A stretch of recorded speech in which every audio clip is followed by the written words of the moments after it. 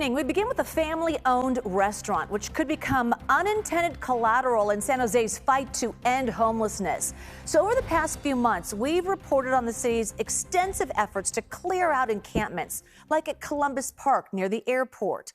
Some unhoused people have been moved into temporary housing at local hotels.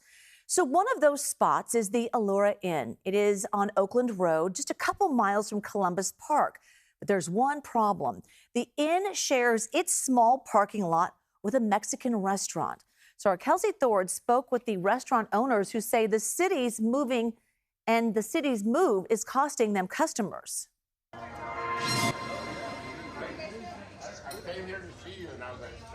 Bernadette Garcia has owned and managed Los Garcia's restaurant alongside her husband, Francisco, for more than 20 years. We make everything in-house, including our tortillas.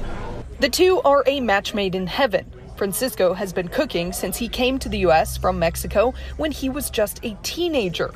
And Bernadette comes from a family who owned a restaurant in Milpitas for 30 years. Los Garcia's means the world to them and has helped put their kids through college. It's been our life. We've worked and worked, all of us. My husband's here from morning to close, 6 days a week, and on his day off on Monday, he's here to clean. The restaurant has been a neighborhood favorite for decades, packed all times of the day with newcomers and regulars alike. But a few months ago, that all changed. We can't serve our customers. We just can't do it. Bernadette says back in July, the motel right behind her restaurant was converted by the city into temporary housing for the homeless. Her restaurant shares a parking lot with the motel. But when the city took over, they put up a fence blocking her customers from using any of the motel parking spaces. Our guests don't have a parking. They're not able to come in and get out right away. Either they're waiting or they have to come back.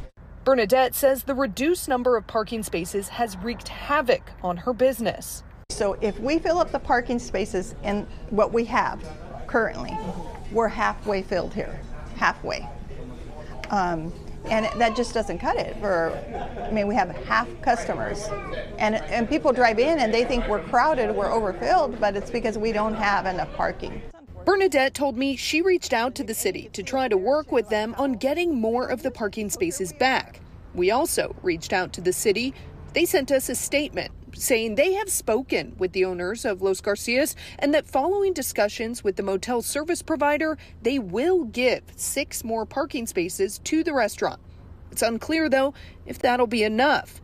Customers have rallied to support the Garcias. Jennifer Grass owns a business just down the road. She's a regular at Los Garcia's and told me she started walking here instead of driving just to keep more parking spaces open for other customers. There's barely parking and we don't want to park illegally, so we walk now. But even with the support of customers like Jennifer, Bernadette says her restaurant most likely won't last through the beginning of next year without an even bigger change to the parking situation. It's something she and Francisco are grappling with every day, wondering what they'll do if they lose the restaurant they worked so hard on all these years. It's very sad. It's very, very sad for the entire family. Bernadette also told Kelsi that her customers have tried parking across the street, but businesses over there would not allow it because they didn't want to be liable for her customers' safety.